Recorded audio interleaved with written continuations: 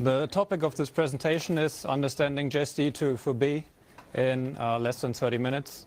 So it definitely won't be a complete guide to JESD204B, but I will try to cover like the basics, the most important subjects. And if you're still interested into it, there are some like links at the end of the slides that you can follow if you want to further dive into it. My name is Lars-Peter Clausen. I work for Analog Devices. And so first introduction, what is JESD204B? And it has been designed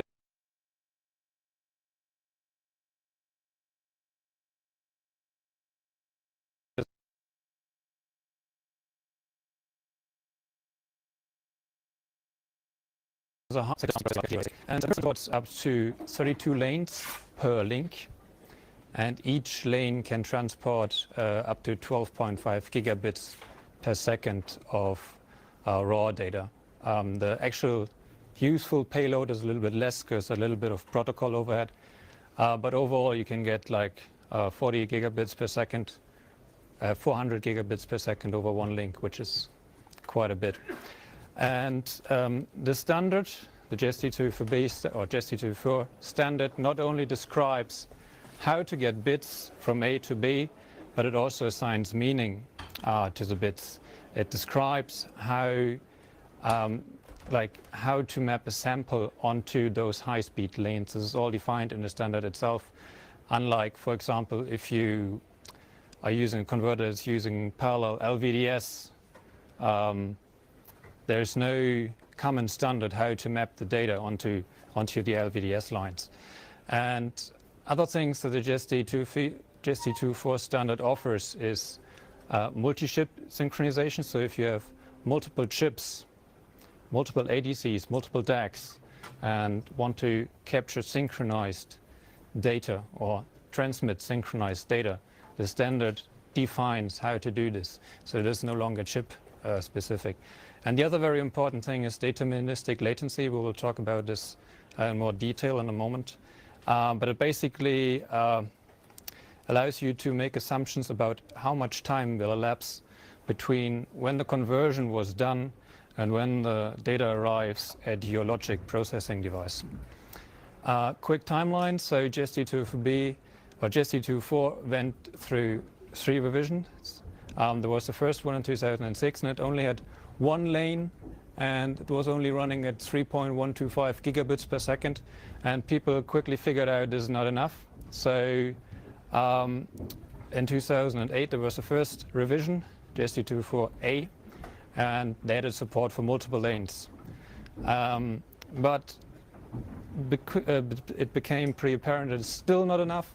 So there was the second revision or third revision, JESD204B, which raised the limit for each lane up to 12.5 gigabits per second. And if you kind of follow this timeline, right about now should be time for the next standard. And there are actually devices shipping that go beyond what the standard has to offer and run at 15 gigabits per second per lane. And I think there will also be a REF-C at some point in the future soon. And the other important thing that JESD204B introduced was the deterministic latency. There are 3 different subclasses, so subclass 0 doesn't offer deterministic latency, and 1 and 2 basically have different methods for achieving deterministic latency. And it also introduced a more flexible clocking scheme.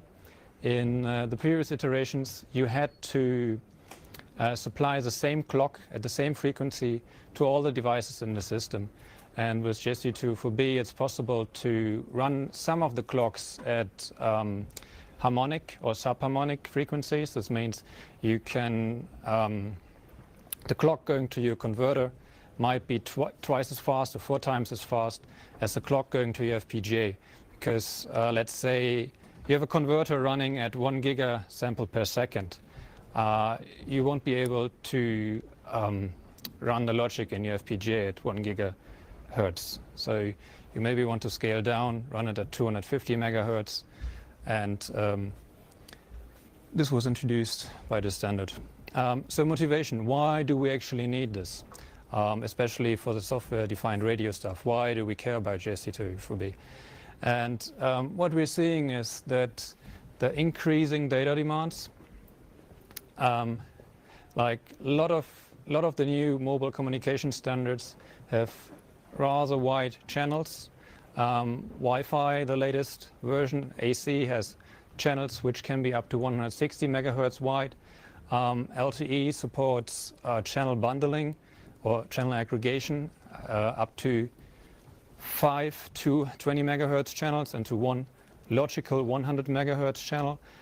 And at the higher bands, like what's in discussion for 5G and also Wi-Fi AD, you got channels which are more than a gigahertz wide. Like for example, for Wi-Fi AD, I believe it's like 2.6 gigahertz your channel. So you have to kind of like capture all this data and get it somewhere.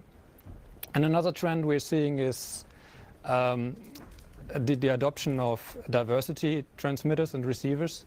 In the most simplistic way, this is kind of like MIMO, where you're just using it to gain diversity gain, which means you have multiple antennas which are placed in a certain specific pattern, so you can receive the same signal multiple times. And if one of the signals gets some kind of distortion, you set things up so that the other one doesn't, so you then can still recover your signal that you're sending. But more and more wireless standards are actually designing support for diversity into the standard itself. Like with Wi-Fi AC, there's kind of like provisions for measuring the channel and actually using the different multipath propagations of your signal as separate channels. And for this, of course, you need diversity transmitters and receivers. And for each transmitter and receiver you add to your system, you're going to double your data rate or increase your data rate.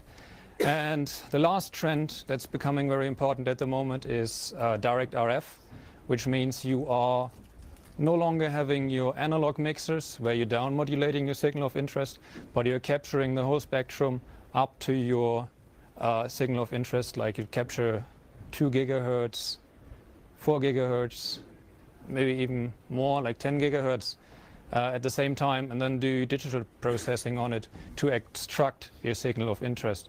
And for certain applications, that is like gets you better results than doing this in the analog part of your design.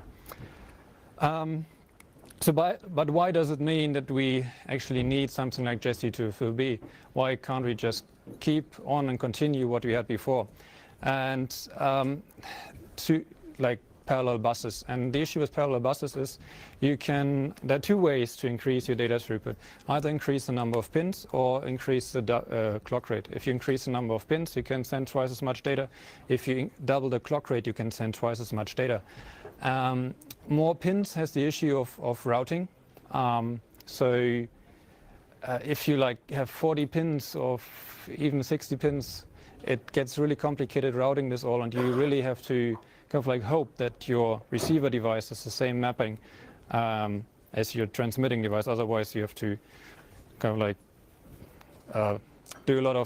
you need a lot of layers to be able to route it. And the other issue, the more lanes you have, is the more power you use. So power becomes also an issue at some point. And the other thing is, if you increase the clock rate, you are running into the issue that for a parallel bus, you need to capture all your data at the same time, right? You have your clock, and then you have your data. And both the clock has jitter, the data has jitter, there's skew between the clock and the data, and all of these kind of like depend on different operating parameters. They will change with the process, with the voltage, with the temperature. And voltage here doesn't mean kind of like, at 1.8 and 3.3 you will get different propagation delays.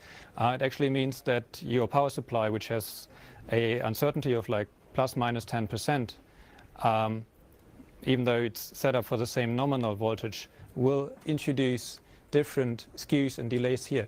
And the higher up you go with your clock frequency, the smaller this window will get, and eventually simply becomes impossible to match it. So, and this is where JESD204B or JESD204 comes into play, and a quick overview of how such a system looks like. You basically have 4 components. There's the clock chip, and the clock chip is connected to some kind of reference clock. And then the clock chip will typically contain a PLL and a couple of clock dividers. And the clock chip is responsible for generating all the clocks that are used inside your system.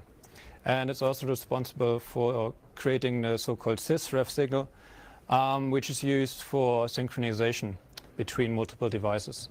And then up here you have your transmitter. And on the other side you have your receiver, and in between there's a high-speed serial link. And as we discussed already, there can be up to 32 lanes. And there's one additional signal, the so-called sync signal, synchronization signal. And to establish a link, what the receiver does in the beginning, it pulls the sync signal down, and then the transmitter will send some kind of synchronization sequence. And once synchronization has been completed, the receiver has locked onto the signal that's being sent here. It will deassert the sync signal, and the transmitter will start sending the data. But in addition to this, the sync signal can also be used once the link has been established to do error reporting. So if something goes wrong, if the data is no longer good, if there are lots of errors, the receiver can assert the sync signal for 1 clock cycle to tell the receiver at the transmitter that something's wrong and maybe it's time for a reinitialization of the link. Right, and there are 2 different classes of transmitters and receivers. There's the so-called converter devices and the logic devices. And the converter devices are your ADCs, DACs, and so on, and the logic device is the processing. And in addition to this, as I said, JESD not only defines the physical link layer, but it also does a lot of other stuff. And the standard defines 4 different layers. There's first of all the application layer, where all the application specific processing happens. And since this is application specific, there's obviously nothing in the standard that says what needs to be done here. But what the standard defines is the interface between the application layer and the underlying layer, which is the transport layer. And what the transport layer does, it's responsible for the so-called sample framing and also lane mapping. This means it takes the raw sample data and packs it in a certain way that everybody agrees on, all JESD204B devices agree on, and then distributes this data onto the different lanes. And then the next layer is the link layer, and the link layer is per lane. So from the transport layer will pass so-called octets, which is 8 bytes of data, or 8 bits of data, to the link layer, and the link layer will do some processing like scramble the data. It will do the so-called character replacement, which we'll talk about in a moment, and it will also do 8B, 10B encoding. And then at the physical layer we have really the high-speed serial interface, and this typically involves the conversion from parallel data into serial data. And on the receiving side you also do clock recovery, and often you also include signal shaping, because at 12.5 gigabits per second your transmission line is really transmission line. It's no longer normal data. So you need to do some signal shaping. And yeah, so let's talk about the converter device. The converter device, there are 2 different kinds. There's the ADC device and the DAC device. And so first of all, a converter device can contain multiple converters. And typically in modern converter devices, in addition to just the data conversion, there's some kind of processing. And here is basically the split where the JESD layer starts. First of all, we got the framer, which works over all data and then distributes the data onto each lane. And typically you also have a PLL in there to generate the clock for the high-speed serial link. And on the receiver side, on the DAC side, It's basically the same. You have one lane, or you have your lane-specific processing, then it goes into the deframer, and the deframer distributes it to all the converters, to all the DACs. And what's important is that all those ADCs and DACs inside one device are all running synchronous. And logic device looks basically the same, like, except that instead of having your converters here, you have huge block of custom processing. And the one special thing about the logic device is that one logic device can actually interface to multiple converter devices. The so-called multi-point link, for example, you need 4 ADCs, but your converter device only has 2 ADCs.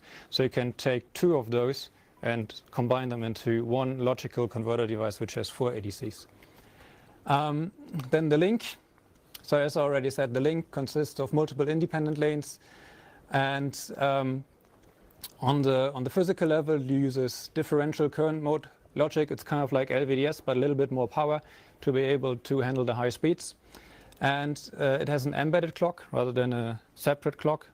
This way, you no longer have to deal with this clock and data matching. And as I said, it does the data scrambling. And the data scrambling is optional, but it's highly recommended because if you turn off data scrambling, you kind of like your data might contain certain patterns, and this will result in certain spurs, which will then show up in your actual data. So that's why the data scrambling should pretty much always be enabled. And also the CDR kind of expects data scrambling to be enabled.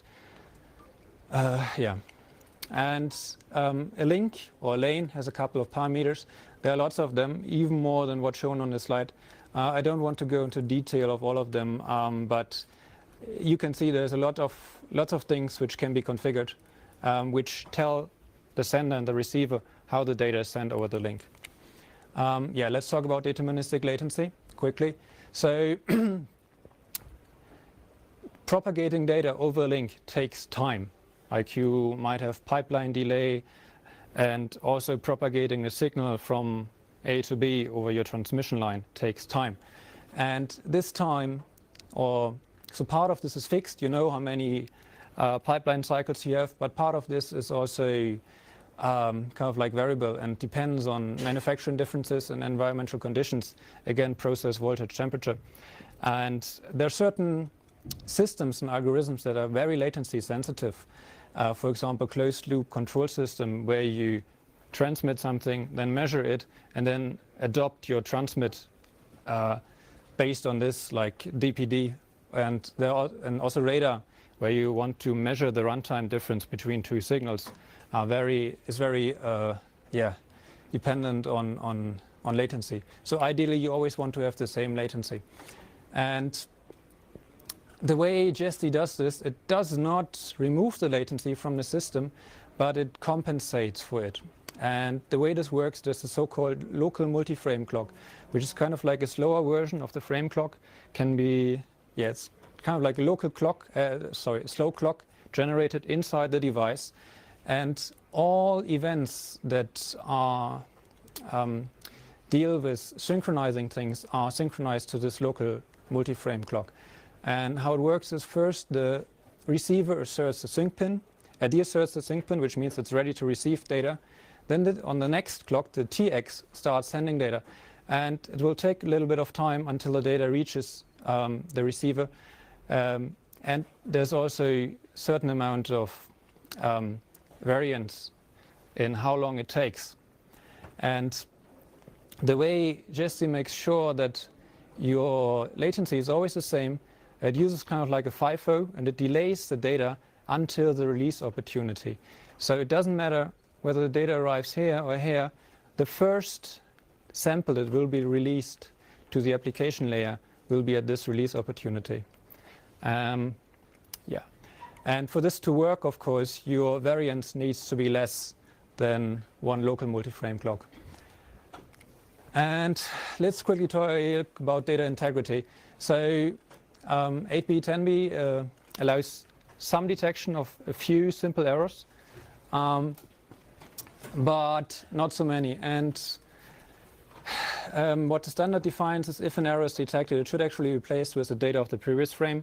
But what many implementations do is they just assert some kind of error signal, error flag, because from a processing point of view, it's better to know that you got an error rather than replacing your data with random data. But there's no additional data protection, like no CRC or forward error correction on the link itself. And if you look at what kind of data JESD is actually transporting, so it's not very kind of like high fidelity. You have your DAC, which will do digital to analog conversion, which is a noisy process. On the receiver side, you have an ADC, which does analog to digital conversion, which is a noisy process. There's always background noise, which kind of like affects your data. And then, of course, you all know the RF channel, and the RF channel is kind of like the worst thing. You have lots of interference that will flip bits, destroy bits, whatever. And so what the JESD link has to offer, or needs to offer, is just it needs to be better than all of this. The bit flips that are introduced at this level need to be the noise floor of this part, because the upper layers will already know how to deal with certain kinds of errors. We'll skip this. So software support. Since JESD is kind of like a standard, you might expect there's really great software infrastructure based on top of this, but the current situation is not so great. There's no common infrastructure, and typically the system integrator, the guy who puts together the converters and puts them onto this PCB and maybe writes some software, needs to research all the constraints of all the different system components. Different converters, different logic devices have different constraints for these parameters that I showed before. And so you have to go into these data sheets and figure out how does all of this work, and find a configuration that works for all of them. And then you have to look up the magic register values that map to those settings and program them.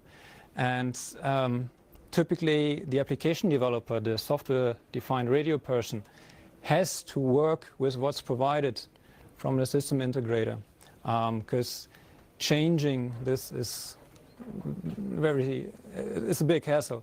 And we're trying to change this with the development of the lib JESD204. And the way it works, it has a built-in database of all the converter devices, logic devices, and so on. And all the constraints that are imposed by those devices. And those rules, or this database is not kind of like a database with A, B, like this supports 1 lane, 2 lanes, and so on, but it's rather a database of programmatic rules where you specify relationships. And then the system integrator only needs to specify, in addition to the constraints that are already found in this database, constraints of his board. Like, for example, a converter might support 8 lanes, but only 4 lanes are wired up on a certain system. And then the application developer can dynamically change the configuration at runtime. For example, change the sample rate. And I think this ties in with the talk we've seen before. Because people want to get stuff done. They don't want to care about all this low-level stuff. They want to build a software-defined radio applications. And hopefully what this libJSD204 will provide will be able to achieve this. And the other part the lib will do, it will automatically map a configuration to register settings. And that's it. Questions? Or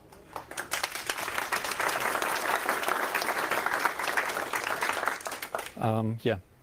Are there any open cores for interfacing with this on FPGA? Yeah, so there's the MLabs, open source implementation of the JESD204B core.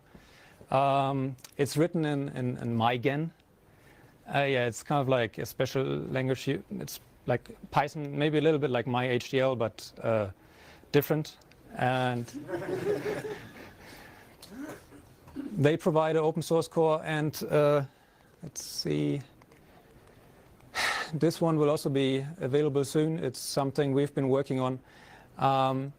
It's the complete transmit and receive cores implemented in the FPGA vendor independent way, and it will It's not quite ready yet, but it will in the next 2 weeks appear on our GitHub repository.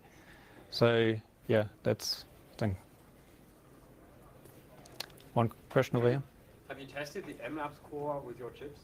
The what core? You just mentioned an MLabs core. I wasn't familiar. Oh no, Have you tested it with your chips?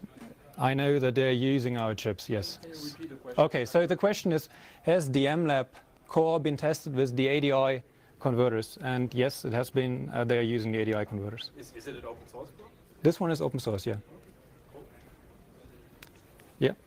You mentioned that when the receiver deasserts the sync line, the transmitter sends some synchronization information. Mm-hmm. You also send information about what the configuration parameters are of the samples and such. Is that contained in that configuration, or do you need to, on the receiving side and the transmitting side, both manually specify this is what I'm sending, Yeah. and the other side has to? Yeah, so there's a so-called initial lane alignment sequence, and in this lane alignment sequence, you send the full configuration parameters over the link.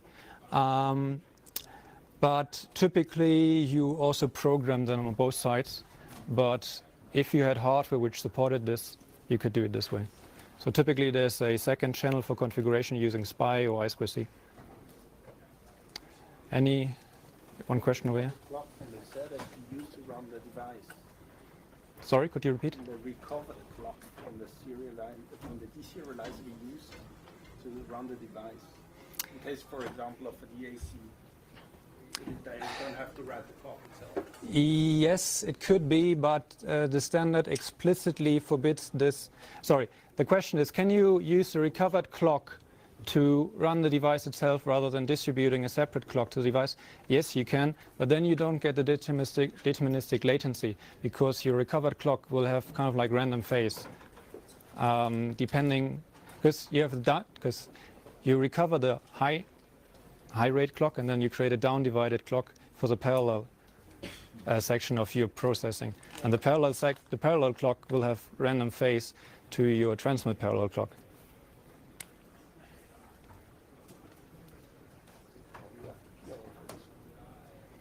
Once you run them itself, it will jitter.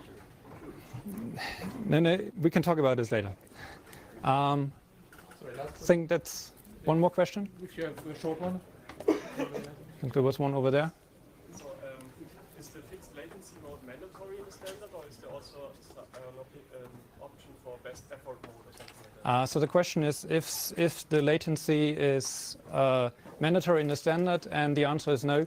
I mentioned this quickly in the beginning. There's 3 different subclasses. There's subclass 0, and subclass 0 basically just says instead of having this release opportunity, just release the data when the last lane arrives. Okay, that's it. Thank you very much.